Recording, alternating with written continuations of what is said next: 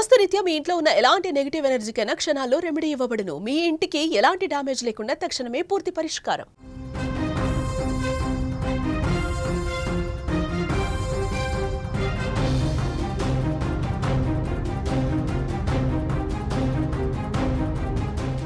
Breaking news.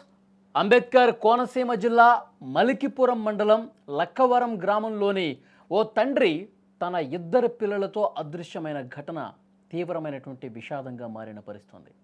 ఇద్దరు పిల్లల్ని గోదావరిలో తోసేసి ఆ తర్వాత తండ్రి కూడా ఆత్మహత్య చేసుకోవటం అనేది స్థానికంగా తీవ్ర విషాదాన్ని నింపింది.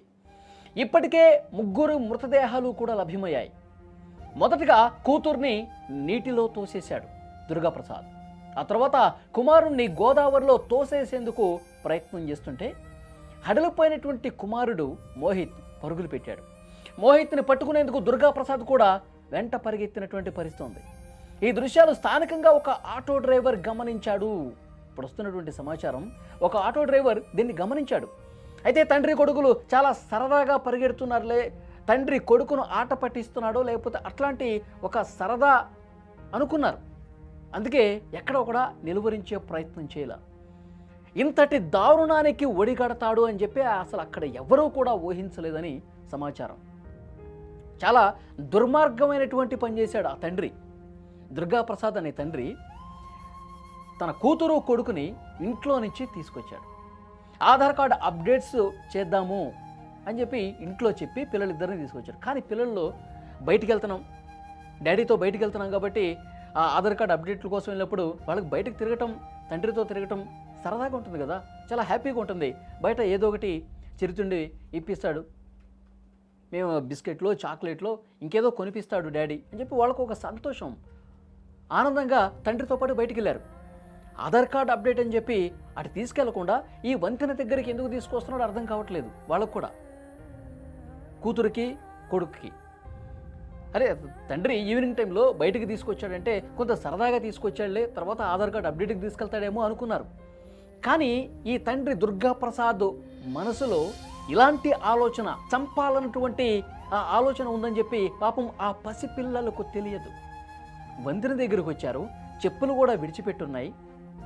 అక్కడ సీన్ చూస్తుంటే ముగ్గురికి సంబంధించినటువంటి చెప్పులు అక్కడ పెట్టున్నాయి, అతని వెహికల్ అక్కడ పెట్టుంది, ఒక తెల్లటి కాగితం అక్కడ ఉంది. ఇక్కడ ఇవన్నీ ఇక్కడ ఉన్నాయంటే ఇక్కడ ఏదో జరగకూడదు జరిగింది, ఇక్కడ ఎవరో ఆత్మహత్య చేసుకున్నారని చెప్పి అక్కడ చూసిన వాళ్ళకి మొదట అర్థమైంది. ఆ తర్వాత పోలీసులు కేసు నమోదు చేసి విచారిస్తే ఈ మొత్తం విషయం కూడా బయటకు వచ్చింది.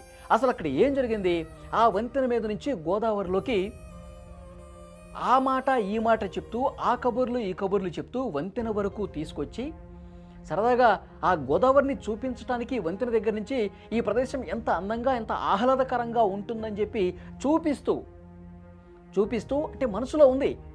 ఈ తండ్రి చంపాలన్న ఉద్దేశంతోనే తన పిల్లల్ని తీసుకొచ్చాడన్నది అతనికి క్లారిటీ ఉంది. కానీ పాపం ఈ అమాయక పిల్లలకి తెలియదు తండ్రి మీద వాళ్ళు పెట్టుకున్నటువంటి నమ్మకం, తండ్రి ఏం చేస్తాడు మనల్ని అని వాళ్ళకి ఆలోచన పోదు కదా. చాలా సరదాగా సాయంత్రం పూట బయటకు వచ్చాం, ఇదే మూడ్తో ఉన్నారు, ఇదే ఆలోచనతో ఉన్నారు. కానీ ఆ సమయంలో ముందుగా కూతుర్ని ఒక్కసారిగా తోసేశాడు ఆ వంతెన మీద నుంచి. తను కింద పడిపోయింది, డాడీ అని అరుచుకుంటూ కింద పడిపోయి ఉంటుంది పాపం.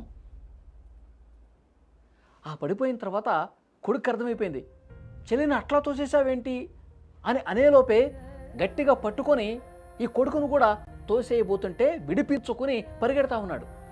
నన్ను కూడా తోసేసి నన్ను చంపేస్తాడు డాడీ, ఇప్పుడు మమ్మల్ని చంపాలనే ఇక్కడ తీసుకొచ్చాడని చెప్పి అతనికి అర్థమైపోయింది. ఇతను వదిలించుకొని పారిపోతుంటే ఆగరా, ఎక్కడికి పోతావు ఆగరా అని చెప్పి ఆ తండ్రి కూడా అతని వెనకాలే పరిగెడుతున్నటువంటి సమయంలో వాళ్ళకి ఎదురుగా ఒక ఆటో వచ్చిందండి. ఆ ఆటో డ్రైవర్ కూడా చాలా నవ్వుకుంటూ స్మైలీ ఫేస్తో చూసుకుంటూ వెళ్ళిపోతున్నాడు. ఎందుకంటే ఈ తండ్రి ఒక క్రిమినల్ తండ్రి అని చెప్పి ఆటో డ్రైవర్కి అప్పుడు తెలియలా. ఆల్రెడీ కూతుర్ని నదిలో వేసేసి చంపేశాడు, ఈ కొడుకును కూడా బలవంతంగా నదిలో తోసేయటానికి ప్రయత్నం చేస్తున్నాడని చెప్పి పాపం అతనికి తెలియలా ఈ ఆటో డ్రైవర్కి. వీడింత దుర్మార్గమైనటువంటి ఆలోచనతో ఉన్నాడు, పిల్లల్ని చంపే ఉద్దేశంతో ఉన్నాడని చెప్పి అక్కడ ఉన్న వాళ్ళకి తెలియలా. అరే వీళ్ళు సరదాగా ఆడుకుంటున్నాడేమో, తండ్రికి చిక్కకుండా ఆట పట్టిస్తున్నాడేమో ఆ కొడుకు అని చెప్పి అనుకున్నారు. కానీ అక్కడ చూసిన ఒక ఆటో డ్రైవర్ తర్వాత ఈ విషయం తెలిసింది.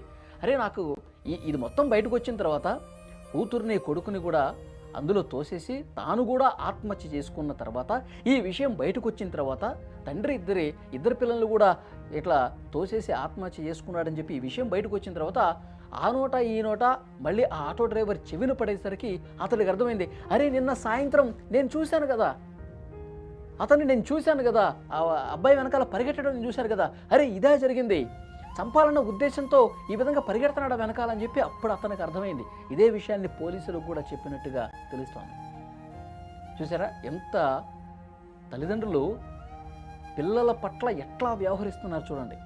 నిజంగా పోలీసులు ఇన్వెస్టిగేట్ చేస్తూ ఉన్నారండి. ఆ తండ్రి ఇంత కర్కశంగా ఎందుకు మారిపోయాడు, ఇంత హృదయం లేని మనిషిగా ఎందుకు మారిపోయాడు, నిన్ను నమ్ముకున్నటువంటి ఆ పిల్లలు, నీ మీద నమ్మకాన్ని పెట్టుకున్నటువంటి ఆ పిల్లల్ని చంపాలన్నటువంటి ఆలోచన నీకు ఎందుకు వచ్చిందన్నది ఎవరికి అర్థం కాల. పోలీసులు ఇన్వెస్టిగేట్ చేస్తూ ఉన్నారు. నిజంగా నీ భార్య పట్ల నీకేమన్నా కోపం ఉంటే, నీ కుటుంబంలో ఇతర వ్యక్తుల పట్ల నీకేమన్నా కోపం ఉంటే, ద్వేషం ఉంటే, లేకపోతే ఇంకే కారణం చేతైనా గొడవలుంటే నువ్వు వాళ్ళతో గొడవపడు, నువ్వు వాళ్ళ మీద పగ తీర్చుకో. కానీ పిల్లలు ఏం చేశారండి? పసి పిల్లలు ఏం చేశారు? ఆ అమాయక పిల్లలు ఏం చేశారన్నది కదా ఇక్కడ. నిజంగా పెద్దల గొడవలు పిల్లల పాలిట శాపాలుగా మారిపోతూ ఉన్నాయి. ఎన్నో ఉదంతాలు మనం చూస్తూ ఉన్నాం. ఇలాంటి నీచమైన నికృష్టమైన మనస్తత్వం కలిగినటువంటి ఈ తల్లిదండ్రులు ఎందుకు ఈ విధంగా వ్యవహరిస్తున్నారు కూడా ఎవరికి అర్థం కాని పరిస్థితుంది. నీకు కోపం ఉంటే వాళ్ళ మీద కోపం తెచ్చుకో, నీకు పగ ఉంటే వాళ్ళ మీద కోపం తెచ్చుకో, నీ మాట వినకపోతే వాళ్ళ మీద ఏ విధంగా అయినా చేయను. కానీ అభం శుభం తెలియని మీరే దైవంగా భావించి తల్లిదండ్రుల పట్ల మీరే మాకు అన్నీ మీరే అని భావించే ఆ అమాయక పిల్లల్ని ఈ విధంగా ఎందుకు చంపుతున్నారు? ఎంత బాధాకరం చూడండి. అతను కూడా సూసైడ్ చేసేసుకున్నాడు పిల్లల్ని చంపి. అంటే ఎవరి మీద కోపం ఎవరి మీద తీరుస్తూ ఉన్నాడు? ఎంత బాధాకరం చూడండి. కానీ ఆ పిల్లలు ఆ గోదావరిలో తోసేసేటప్పుడు ఎంత షాక్కి గురైంటారు, ఎంత బాధకు గురైంటారు. తప్పించుకొని పారిపోతున్న పిల్లవాడు కూడా తండ్రి ఈ విధంగా చేస్తాడని చెప్పి అనుకోనిటువంటి నిర్ఘాంతపోయినటువంటి ఆ పిల్లవాడు కూడా తన ప్రాణాలను రక్షించుకోవటానికి పరిగెడుతున్నటువంటి వాడిని కూడా బలంగా షట్టు పట్టుకొని గుంజుకుంటూ బలవంతంగా వెనక్కి తీసుకొచ్చి నదిలో పడేశారంటే ఆ చిట్టి గుండెలు ఏ విధంగా బాధపడి ఉంటాయి, ఏ విధంగా రోధించి ఉంటాయి. చాలా బాధాకరమైన విషయం. నిజంగా ఈ వీడియో చూస్తున్న ప్రతి ఒక్కరు కూడా రియాక్ట్ అవ్వండి. తల్లిదండ్రులు తమ ఆలోచన ధోరణిని మార్చుకోవాల్సిన అవసరం ఉంది. కష్టాలు, కన్నీళ్ళు, బాధలు, సమస్యలు అందరికీ ఉంటాయి, అన్ని కుటుంబాలకు సహజం. కానీ వాటిని ఏ విధంగా అధిగమించాలి, మన పిల్లల పట్ల మనం ఎంత బాధ్యతగా ఉండాలి, సమస్యలను ఎట్లా పరిష్కరించుకోవాలి, వీటి మీద కనీసం ఆలోచన చేసి ఉంటే ఇంత దూరం వచ్చి ఉండేది కాదు. నీకు నిజంగా ఎవరి మీద ఉన్న ఇబ్బంది ఉంటే బయటకు వచ్చేయండి, ఆ బంధువు నుంచి బయటకు వచ్చేయండి. కానీ చంపే రైట్ ఎవరిచ్చారు? తప్పకుండా ఈ వీడియో చూస్తున్న వాళ్ళు రియాక్ట్ అవ్వండి.